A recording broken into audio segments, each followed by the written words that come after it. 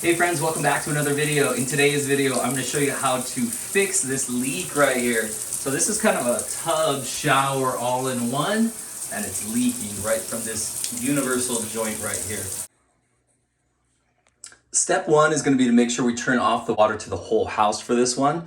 Then you can turn on the faucet and let a little bit of that water leak out that might still be in those pipes.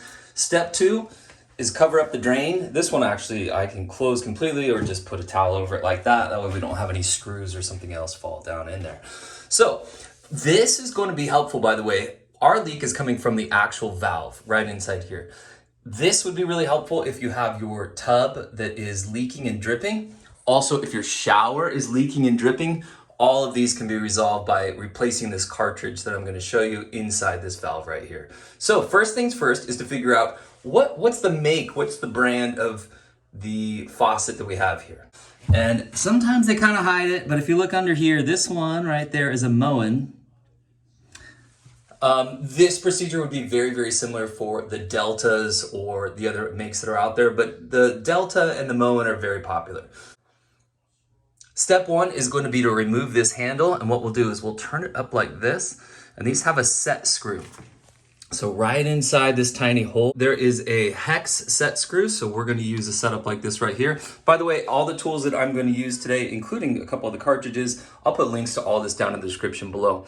So on this particular one, it is a 3/32 hex. However, I suggest that you pick up one of these sets right here. So you're of course turning counterclockwise, and this one I already loosened a little bit, so yours might be a little bit more of a struggle to loosen up, but it should come undone. Don't forget, there's a lot of corrosion and hard water buildup that could be on here, so be patient with it. You have to use a little bit of force, but of course we don't want to use too much force and start breaking things. There we go. So our handle is off. Our next step is with a Phillips screwdriver. There's a screw that's right inside this little hole.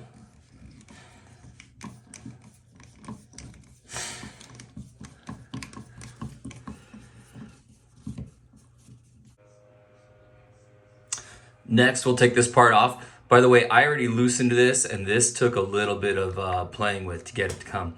Most of the time, this is plastic, and mine it's metal. So this will come off. And again, let's keep track of these parts. Let's keep track of them. This should also slide out here. Next, this piece right here should come out. For this next part, I apologize. I didn't show taking out the two screws that hold this circular piece in. Sorry about that. Our next step is to get this pin out. And this pin, you can see the top of it right here. So this is gonna pull straight up. I've got this little tool here that I'm gonna use, and I've already kind of got it started, but you can see I'm gonna pull it here and then it pulls straight up. Now we gotta be careful here. Don't pull this pin up and have it fall behind here. We'd be in trouble. So once I get it loose, then I'll just grab it by hand and pull it out. But don't lose that, it's an important piece. Okay, so now our cartridge is free to come out. We'll see how it goes. And the reason I'm kind of laughing and saying that is sometimes these come out pretty easy and sometimes they are really kind of a pain in the neck. Here's a couple pro tips. There are some tools that you can buy to help pull these out. And I'm gonna use this setup just like this. But you can see the setup I have here. So I just kind of used a wrench to help out with leverage. I've got the book there to help out to make sure I don't damage anything. Now with a firm grip, I should be able to push on the top of this wrench and get some good leverage down here. Let's see how it goes. Here's another pro tip. If you're having a tough time getting that cartridge out, look, I'm gonna put this piece back in. I'll put my screw back in.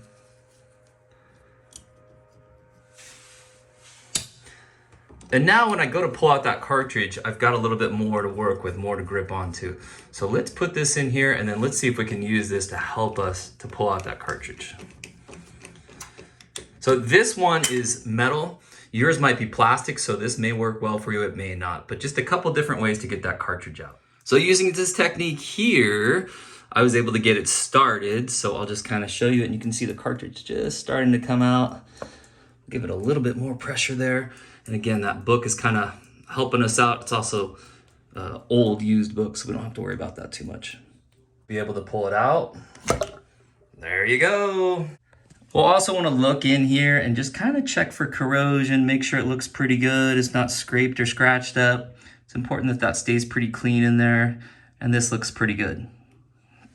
So for the replacement, this is going to be it right here. And for almost all of the Moens, it's this 1222 that you can see up here. They're very, very similar. There is the 1200.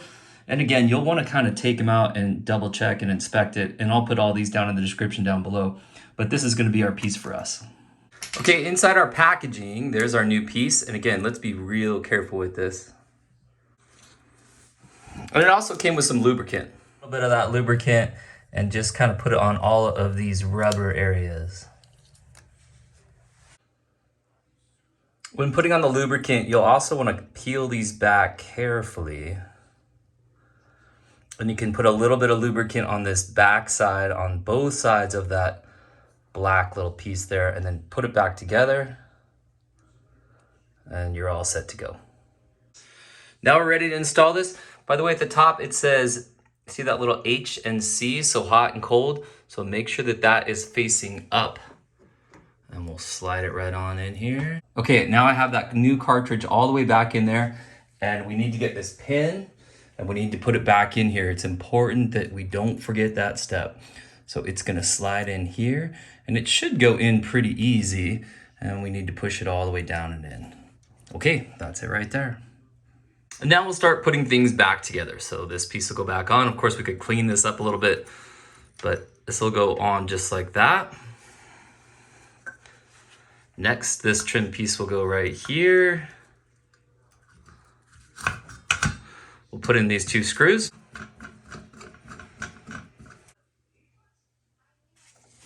This piece here is a temperature limit, and you can adjust that to make it so that the hot water doesn't get too hot. And the recommendation on the instructions right here is 120 degrees Fahrenheit or 40 degrees Celsius max. Okay, now we'll put our handle back on. Perfect. And then we'll tighten up that set screw. Next, we'll turn the water back on to the house. And let's try it out. All right, that should be our cold water there. Looks good. And our hot water there. Yay, all right, my friends. Hey, I hope this video helped you out. If it did, give it a thumbs up, subscribe to the channel. Hey, do you know you can now donate a couple dollars to your favorite YouTubers? So if this video helped you out a ton and you want to donate just a couple bucks, next to the thumbs up, after you give the thumbs up, just a couple spots over to the right-hand side, you'll see a heart with a little money sign, and that's how you can give a super thanks is what they call it, and just donate a few dollars to the cause. All right, thanks, friends. Have a great day.